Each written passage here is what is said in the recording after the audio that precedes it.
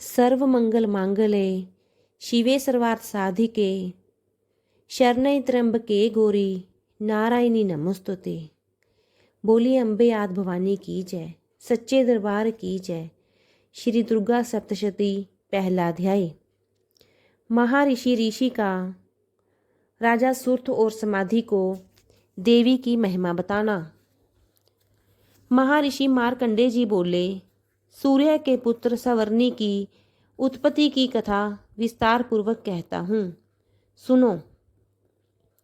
सवर्णी महामाया की कृपा से जिस प्रकार मनवंतर के स्वामी हुए उसका हाल भी सुनो।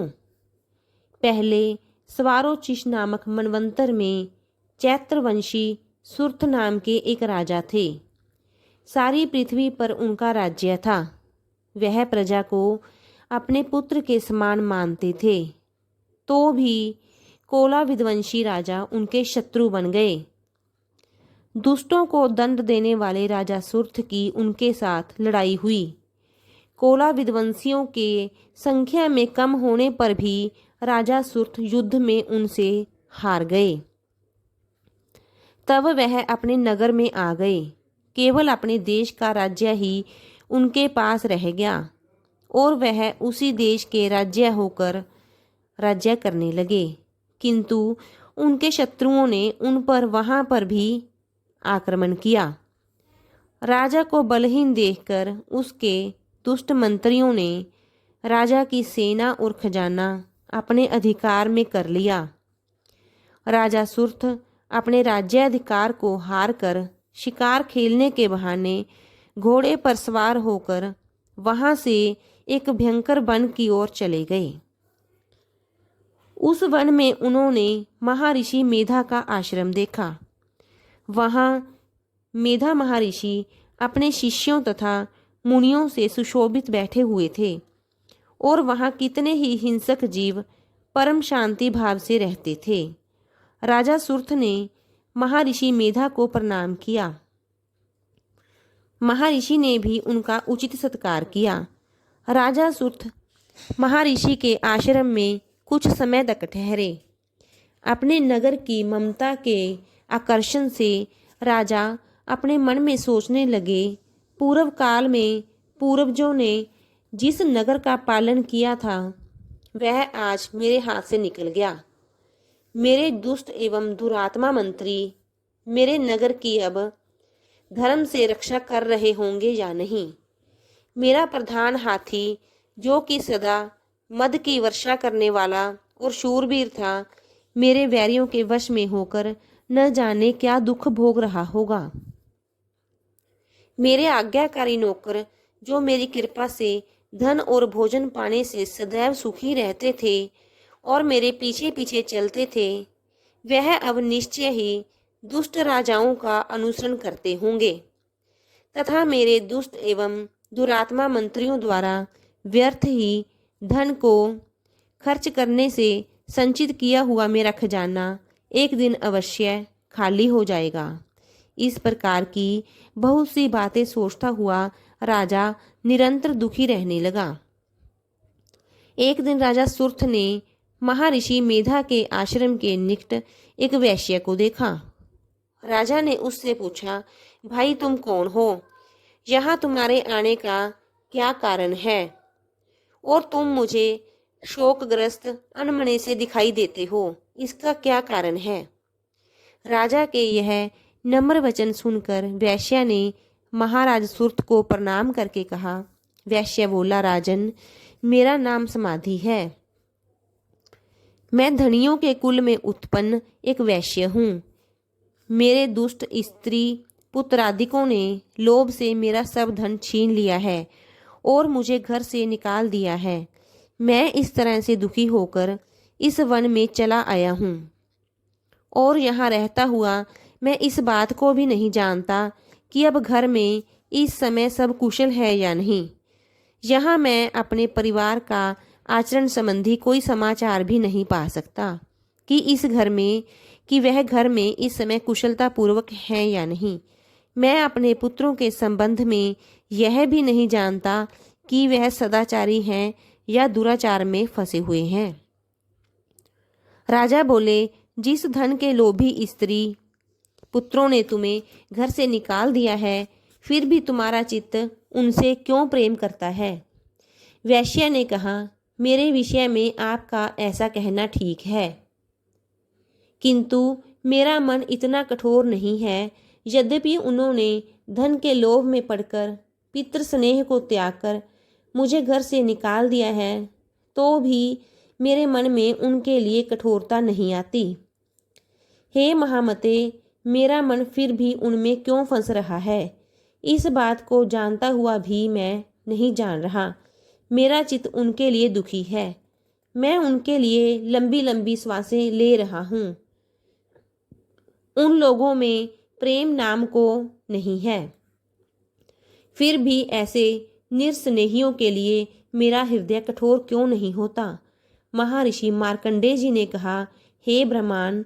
इसके पश्चात महाराज सुर्थ और वह वैश्य दोनों महर्षि मेधा के समीप गए और उनके साथ यथा योग्य न्याय संभाषण करके दोनों ने वार्ता आरंभ की। राजा बोले, हे भगवान, मैं आपसे एक बात पूछना चाहता हूँ, सो आप कृपा करके मुझे बताइए। मेरा मन मेरे अधीन नहीं है, इससे मैं बहुत दुखी हूँ। राज्य धनाधिक की चिंता अभी तक मुझे बनी हुई है और मेरी यह ममता अज्ञानियों की तरह बढ़ती ही जा रही है। और यह समाधि नामक वैश्य भी अपने घर से अपमानित होकर आया है। इसके सब जनों ने भी इसे त्याग दिया है। सब जनों से त्यागा हुआ भी यह उनसे हार्दिक प्रेम रखता है। इस तरह हम दोनों ही दुखी हैं। हे महाभाग, उन लोगों के अवगुणों को देखकर भी हम दोनों के मन में उनके लिए ममता जनित आकर्षण उत्पन्न हो रहा है। हमारे ज्ञान रहते हुए भी ऐसा क्यों है? अज्ञानी मनुष्यों की तरह हम दोनों में यह मूर्खता क्यों है? महर्षि मेधा ने कहा, विषम मार्ग का ज्ञान सब जंतुओं को है।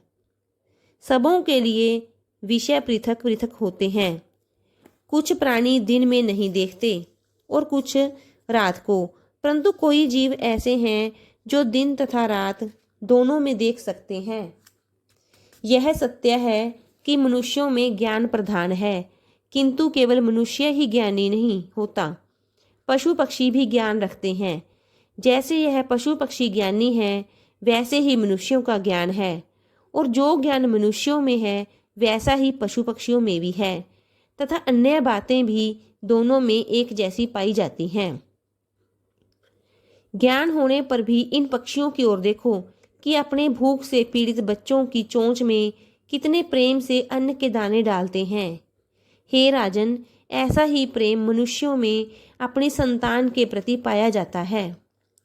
लोभ के कारण अपने उपकार का बदला पाने के लिए मनुष्य पुत्रों की इच्छा करते हैं और इस प्रकार मोह के गड्ढे में गिरा करते हैं। भगवान श्री हरि की जो माया है, उसी से यह संसार मोहित हो रहा है। इसमें आश्चर्य की कोई बात नहीं, क्योंकि यह भगवान विष्णु की योग निद्रा है। यह माया ही तो है जिसके कारण सारा संसार मोह में जकड़ा हुआ है। यही महामाया भगवती देवी ज्ञानियों के चित्त को बलपूर्वक खींचकर मोह में डाल देती है और उसी के द्वारा संपूर्ण जगत की उत्पत्ति होती है। यही भगवती देवी प्रसन्न होकर मनुष्य को मुक्ति प्रदान करती है। यही संसार के बंधन का कारण है तथा संपूर्ण ईश्वरों की भी स्वामिनी है। महाराज सुर्थ ने पूछा, भगवान, यह देवी कौन सी है जिसको आप महामाया कहते हैं? हे ब्रह्मांड, वह कैसे उत्पन्न हुई और उसका कार्य क्या है? उसके चरित्र कौन कौन से हैं? प्रभो, उसका जैसा प्रभाव हो, जैसा स्वरूप हो, वह सब ही कृपा करके मुझसे कहिए, मैं आपसे सुनना चाहता हूँ। महर्षि मेधा बोले, राजन, वह देवी तो नित्य स्वरूप है। उसके द्वारा यह संसार रचा गया है, तब भी उसकी उत्पत्ति अनेक प्रकार से होती है। वह सब आप मुझसे सुनो।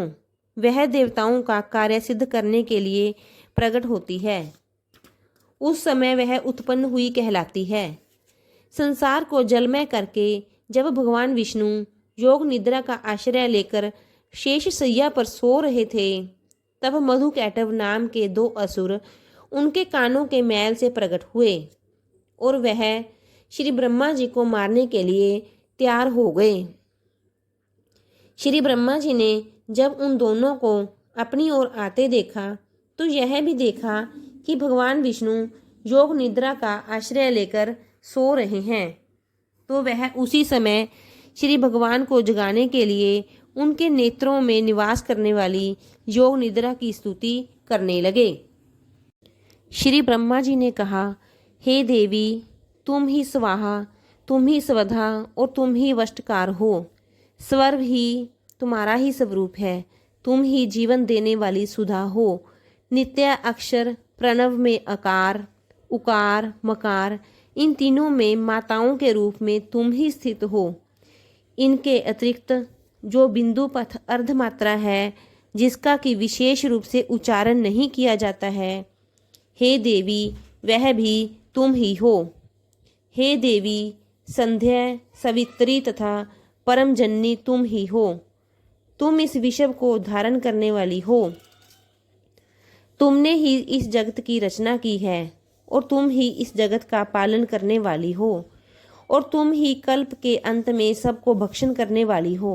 हे देवी, जगत की उत्पत्ति के समय तुम सृष्टि रूपा होती हो, पालन काल में स्थित रूपा हो और कल्प के अंत में संहार रूप धारण कर लेती हो। तुम ही महाविद्या, महामाया, महामेधा, महारात्रि और मोहरात्रि हो। श्री ईश्वरी और बोध स्वरूपा बुद्धि भी तुम ही हो। लज्जा, पुष्टि, तुष्टि, शांति और क्षमा भी तुम ही हो।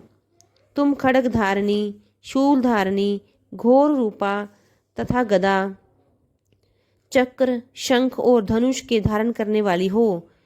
वाण, भुशुंडी और पृघ, यह भी तुम्हारे ही अस्त्र हैं। तुम सौम्य और सौम्यतर हो।